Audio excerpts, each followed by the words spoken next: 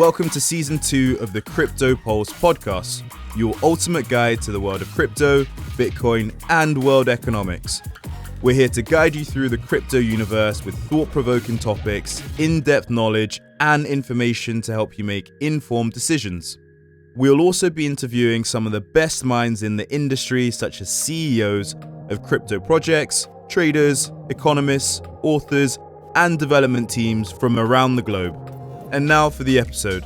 Hello and welcome back to the Cryptopulse podcast for another one of our weekly episodes about crypto and macroeconomics. Ben, great to see you once again. I'm so excited to talk to you today because we've got lots of positive things to talk about. Yeah, which makes a nice change. I feel like the last few episodes that we put out have been pretty doom and gloom because there's not a lot to be excited about in the markets. But as you say, we've got quite an interesting topic to talk about and some slightly more optimistic stuff. Yeah, I mean, we said off air that we don't want this podcast to be pure doom and gloom. I mean, you can tune into that regular news for that rather, and there's plenty of doom and gloom on Twitter. And whilst the economy isn't in a great shape, and maybe there's events in the world that aren't particularly wonderful at the moment, there are some incredible innovations that are happening in this space. It was my idea to do this episode and to do this topic because I think when we're in the midst of a bear market and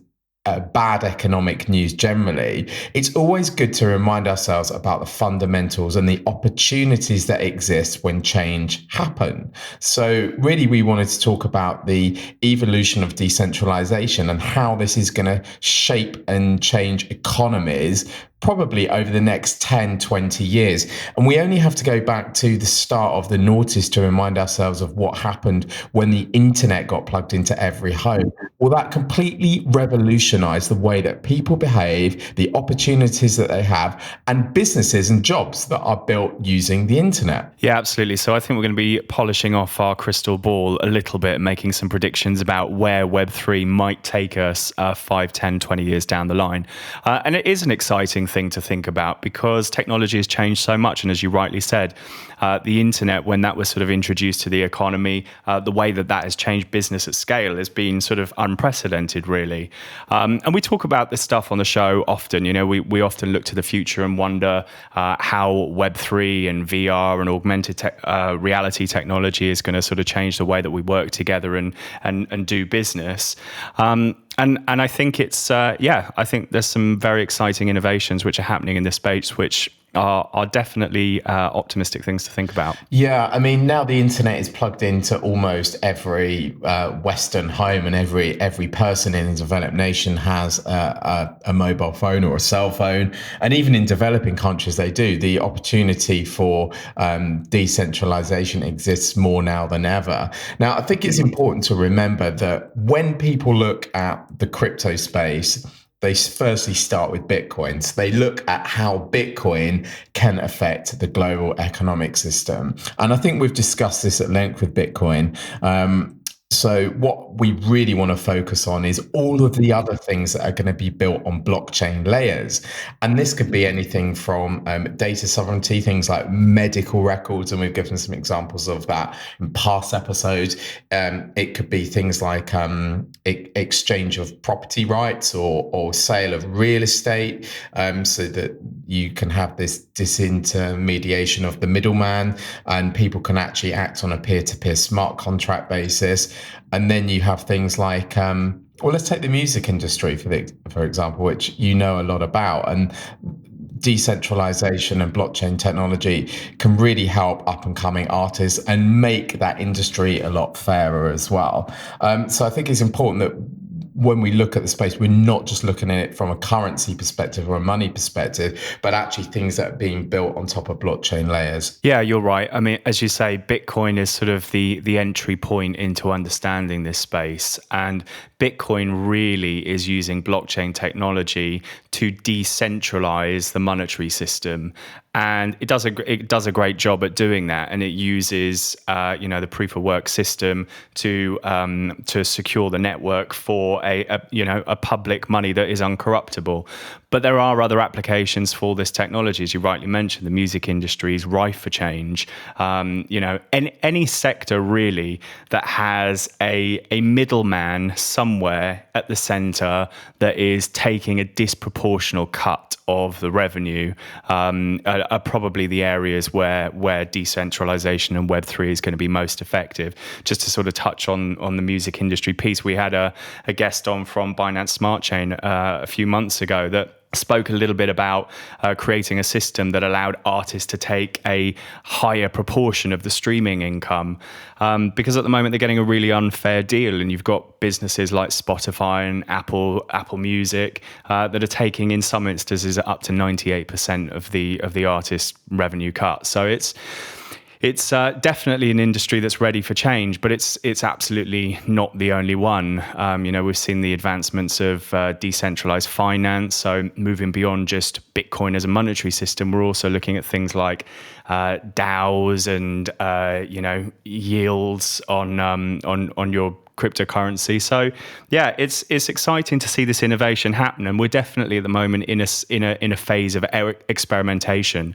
I speak to a lot of people that say, well, yeah, but things keep popping up and then they disappear, and there seems to be a lot of scams and a lot of things that just don't work. And I think that's perfectly normal as you kind of go through this period of exploration. I liken it to the early days of the internet, where anything that had a .com had a ridiculous valuation and could raise money. And I kind of think that's sort of where we're at now. I speak to angel investors that tell me all the time, if you put blockchain on the deck, it's automatically the most exciting thing that they've got on their desk. And I don't think that's going to change. I think innovation is probably going to continue to happen in this space for the next 5 to 10 years, until we eventually accept it as sort of part of our normal day life. And there'll be some big winners. I think from this will be born the Amazons and the Googles and the Facebooks of Web3 and blockchain. But I don't think we're quite there yet. I don't think we're quite there yet. You're right. And technology and innovation tends to move in S curves, like boom and bust cycles. So what we see, this huge innovation and this big interest, and then like some of these projects will fall away because maybe they weren't funded correctly, maybe they had the idea incorrectly, maybe they didn't get the user acquisition, maybe the tech wasn't right.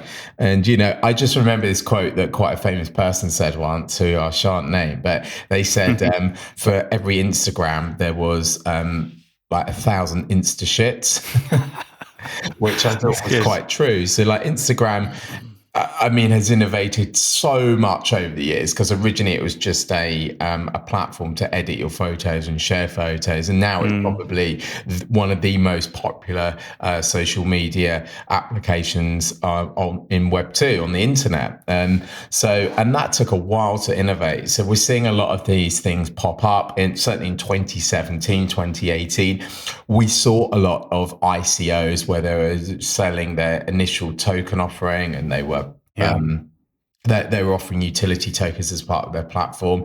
And I remember there were some really cool projects that I liked. So there was again, I won't name this. Was it a logistics company? No, it's not a logistics company, but oh my God, we like, jokes apart, we probably spoke to about 10 different companies innovating in the supply chain and logistics space. But we'll come back to that in a sec. But this particular business was looking at solving the problem of car servicing and maintenance records, which I thought was really interesting.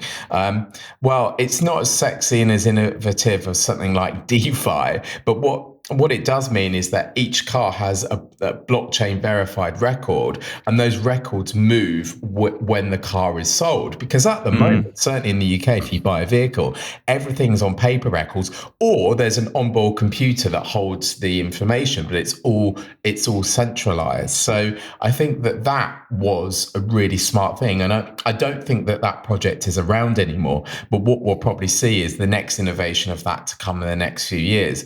And for me personally, once we see some of those like more boring and traditional like business problems being solved using blockchain, and some of the blockchain solutions that we've spoken about on the show, whether it's Polygon, Algorand, Ethereum, Solana, whatever it is, when we see that kind of like that day-to-day enterprise level building stuff on those chains, that's where I think this validation comes from. I think we need a bed of really boring, effective solutions first, and then some of this more innovative, wacky stuff will probably then succeed after that. I don't know what you think about that comment, but. Yeah, I agree. Just to touch on that, another question I get asked often is, how do I know that Web3 is really going to be the next wave of technological innovation? And for me, I think there's sort of two simple answers to that. One, which is that we follow the money. You know, you only have to look now at what VCs and hedge funds are currently looking to fund and sort of back.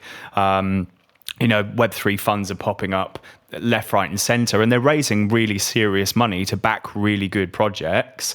But also second to that is the intellectual capital, which is moving into the space. You know, people that typically worked in Web 2 that may have sort of launched traditional SaaS businesses or, you know, built sort of Web 1 products, they're all now moving into Web 3. And I think when you have that migration of intellectual capital, you know, I think that to me is a really clear indicator that this is where the next wave of technological development is going to come. But as you rightly said, you know, we see a lot of people that try to solve similar sorts of problems, and I think that that's the same in Web 2. You know, as you said, we spoke to 10 people that were trying to solve for logistics and supply chain, and they all had a unique take on it. And I think the rules of a startup or the rules of startups in Web 2 also apply to the Web 3 space, which is that you have to have the perfect storm for something to be a success. And it's about the team, it's about the execution, it's about the idea, it's about the pace of development, it's about the funding. And it's about the intellectual capital that you have within the organization. And you know, you may get 50 startups that try to solve the same types of problem, but only one of those will sort of emerge victorious. And that for me is where we're at now. You know, I think we're seeing a lot of experimentation, people learning from mistakes. But it's an exciting time to be part of it, you know, and we have the opportunity to speak to some of these builders often. And you know, people ask me, you know, the Spotlight episodes, what are they about? And well, you know, that's exactly it. It's about sort of drawing attention to some of these builders and kind of giving them a platform to talk about the innovations that they're making. So yeah, it's an exciting time. I also think, further to your point about these different factors that make a successful project, is that timing is an extremely important one. And I think with timing, there's a certain element of luck and good fortune, because you would have had the best product, the best team, the best innovation, the best technology, the best intellectual property, the best funding. But if you'd have just started, so for example, if you did something that was connected to something that suffered an industry rather that suffered really badly during COVID, the chances are that your project could have failed. You know, so yes, yeah. From experience, I can say that. Right. So there's certain industries you just think, well, there's certain macro factors that you can't do anything about. So I think there's an element of that, but obviously, you know, you have to be in it to win it, and you have to step up. And if you want to create something, then, you know, that there are risks associated with that. So there's a couple of other things that I wanted to talk about that I've made some notes on here, which is first thing is metaverse, and then the second thing is the how economies will change when we see the integration of the Lightning Network across developing nations, and how that will impact the world economy. So maybe we should finish on the Bitcoin Lightning Network bits, and then talk about the metaverse now. So what's your thoughts on metaverses generally? And also there's this saying at the minute, like, oh, it's going to be in the metaverse. And annoyingly, when people talk about the metaverse, they think about Meta and what Zucks is building. And I'm like, oh my God, this isn't really the metaverse in its purest form. But Yeah, well, I mean, reality is pretty bleak at the moment, so I think any opportunity to escape that digitally or otherwise is, is probably a welcome thing. Yeah. My views on the metaverse have probably changed quite a bit. I think, initially it's sort of, as with all new technological developments and all of these sort of shifts in society, sometimes they can feel a bit scary. And I think, I've watched movies like Ready Player One, and actually that seems like the real extreme end of what metaverse technology could be, and not something that's particularly desirable, not something that I would want to be involved in. But actually, the more that I've listened and the more exposure I've had to people building in this space, I can understand some really good applications for this technology. And one of my favorites is very similar to what Bitcoin does, with banking the unbanked, is about giving people in remote areas access to the face-to-face economy. People Right. that can join teams remotely and have that feeling of being in the room together, where often the best work gets done. So I think there are great advancements to be made in that area. And as Mark Zuckerberg said when he was on with Joe Rogan a couple of months back, he said there are things which we will be good at and things that the metaverse will not be good at. And I think he said jiu-jitsu lessons were probably not going to work in the metaverse. So it will figure itself out. But yeah, I mean, look, the gaming industry is the one thing that people assume the metaverse is going to be good for. And the metaverse and the gaming industry is colossal now. It's really developed into something bigger than anyone could have ever expected. And I think there are some applications that will work well for that space, but I don't think it's going to grow the gaming industry anymore. I think it will change. I think it will change it. One thing that somebody said to me is that you're either a gamer or you're not, and it doesn't matter how good the game is. If you're not interested in it, you're not going to get into it. Sure, I agree. I agree with that. I think I definitely could be a gamer, but I choose not to be a gamer because I need to do important things like record these podcasts and actually run some businesses. But I get the appeal. I think it's amazing.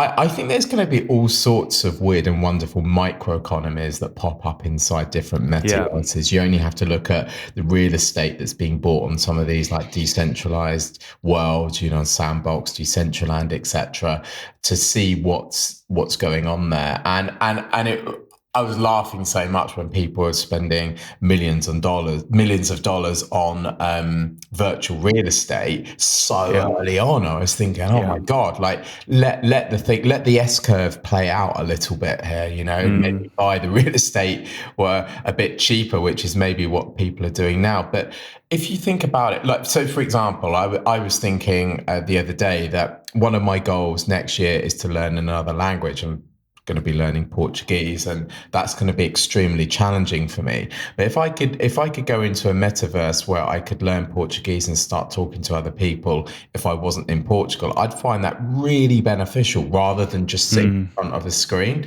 And then I was thinking, well, so many people have brilliant skills that they could teach others, and you could have whole like learning environments inside the metaverse where people are actually absorbing the information a lot better because they're not looking just at a 2D screen. And I thought that's going to create opportunities for people to upskill, and it's also going to create opportunities for people to monetize their skill. Again, especially in developing nations where if they're charging like $10, $20 a seat, that could kind of be like half or all of what they earn in a month ordinarily. So I like the way that the metaverse can, with a good internet connection and the right hardware, open up the rest of the world, as you say, to the face-to-face economy. And I think that's the only way that we get people out of, the economic oppression that you see from developing nations and certain governments. So I think that's going to be really exciting. I totally agree. I think it's, I look at things like COVID and the lockdowns and how we all sort of migrated to Zoom and these video calls. And there's something about two-dimensional meetings, which I could never really get on board with. But having seen some of the sort of VR simulations and meeting spaces, I think they're quite interesting. They're quirky. They're quite engaging. So I can definitely see how they might be adopted by by sort of global corporations. I think it's probably a net positive. And then you've got the gaming world, which you touched on, and one of the things that gamers really like is having like wealth within games. They have their own riches, whether it's a shield, whether it's a sword, whether it's a limited edition suit of armor or something, and effectively these are NFTs. And then there's people that are working on cross-chain technology bridges that allow, for example, if I'm playing one game, I could sell you my sword and you could be in a different game on a different platform. And I think that's really cool. And I think we'll see a lot of artists and creators make stuff for games, and we'll see a whole marketplace that want to own and buy them. And there'll be that whole like status symbol of having this particular tool or whatever it is that you can use within the game. So I think that's going to be a huge thing. And I think that will grow the gaming industry. Whilst it may not grow the amount of gamers that are using it, I think that whole industry and that sector will speed up in terms of the velocity of money. And of course, using blockchain technology, you're not relying on the credit-based slow fiat system. You can actually have the flow of money instantaneously from anywhere, one place in the world to the other, which I think is going to be incredible. Yeah, it's a really exciting prospect. And also don't forget that we've had a lot of this sort of thing already in the last decade. You know, this idea of virtual worlds and metaverses and value exchange digitally. You know, these are all things that we've had. There was, I think it's SimCity or Half-Life was another one. There was another one called Habbo Hotel when I was a kid, which is, you know, you sort of create these little avatars and walk them around the world and buy and sell things. So I think actually the sort of leap from that into something that is more virtual reality based isn't probably not too big a jump. But yeah, it's going to be interesting to see how this plays out. I think it's quite an exciting innovation. But if you've got a sword and you've completed like 100 levels or something, and your sword is now worth like 10 ETH, and you're like, actually, no, I need to sell this. To be able to sell that for 10 ETH and instantly have that as a stable coin or a payment on your wallet, and you can then go out into the real world and buy groceries, that doesn't really exist at the minute. Because you could probably, not being a gamer, I don't know too much about how the mechanics of selling something like that works, but you could probably sell it and there could be some kind of cash out. But you're relying on then the traditional banking system for that, which has loads of barriers to entry. So I think this sort of metaverse world will in turn speed up the economy in the real world to some extent. On a slightly different topic, I actually wanted to talk to you about this, but I think it kind of fits into this VR gaming thing quite nicely. So there's a brand new technology which has been talked about a lot on Twitter at the moment. It's called Stable Diffusion. Go to Twitter, hashtag Stable Diffusion, and take a look at some of the stuff that's been created with this tech. So it's an AI system that can create, using prompts, 2D images of anything. It can create really sophisticated artwork based on any style. It can create photorealistic avatars. It can create photorealistic images of chairs, things that don't actually exist on the web, but you give it prompts and it creates it. Now, the developers of this system have gone one step further, and they've released a brand new update which allows you the ability to take that two-dimensional image and create a 3D model. And wow. Yeah, I mean, it's fascinating. Seen this, but I saw your tweet earlier, so I'm glad I'm getting an education here. Yeah. Okay. Well, I'll touch upon my tweet in a second, but yeah, I mean, but this idea that now there is AI technology that can create 3D models of things that just do not exist without going through the 3D modeling system, I think for the metaverse is going to be a really fascinating application of that technology. The ability to just spawn items. It sort of reminds me a little bit of the Star Trek. What do they call it? The holodeck, right? Exactly, yeah. The holodeck, where they just sort of put in what they want, and then all of a sudden, it's spawned around them. So they used to have like a French vineyard, like from like the 1800s or something like that, and yeah, totally with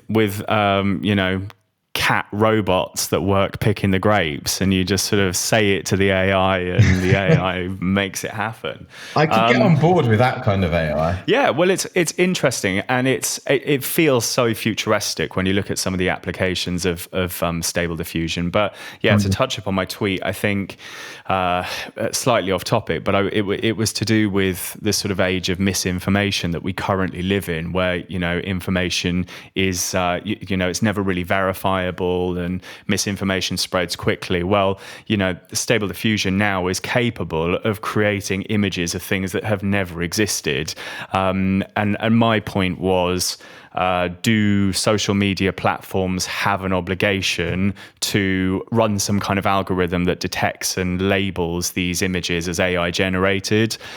Because I can see how photorealistic images of things perhaps that are happening in wars, or things that are happening during protests, could be used to cause panic. Yeah, absolutely. You could have some kind of political scandal that never happened. That we need to make any up particularly, but I mean, they're doing all right on their own, aren't they? Yeah. It could cause world wars, really, couldn't it? Ultimately, if it's not dealt with. But it's an interesting problem. Yeah. It is, and also slightly off topic for today's episode.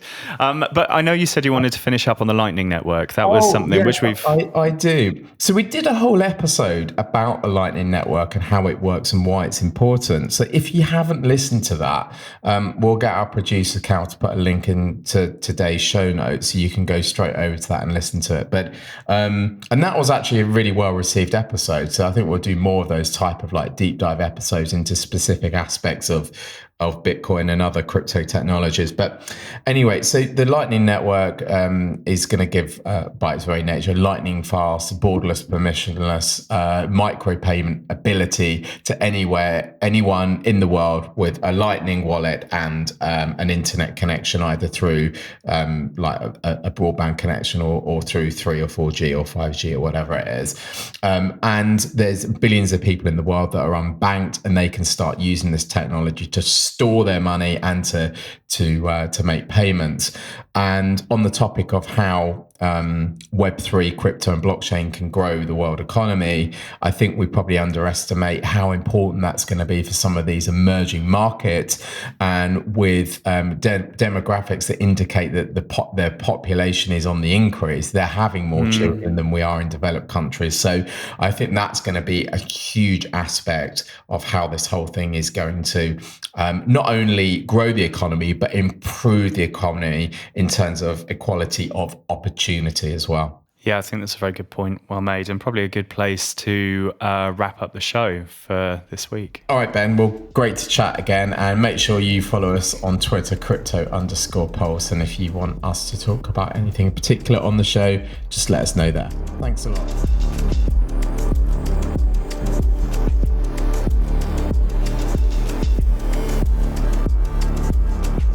We hope you enjoyed this episode. It would mean the world to us if you could leave a review wherever you're listening. This really does help and allows other people to find us online. You can keep up to date with new releases of the podcast by subscribing and following us on Twitter or Instagram for the latest crypto-related news. Information provided by Cryptopulse via this podcast, website, social media channels, and any other medium does not constitute financial advice, investment recommendations, or any other type of advice whatsoever. The Cryptopulse team are not professional financial advisors. Trading and purchasing cryptocurrencies do carry risks, and anybody wishing to partake in such activities should seek professional advice.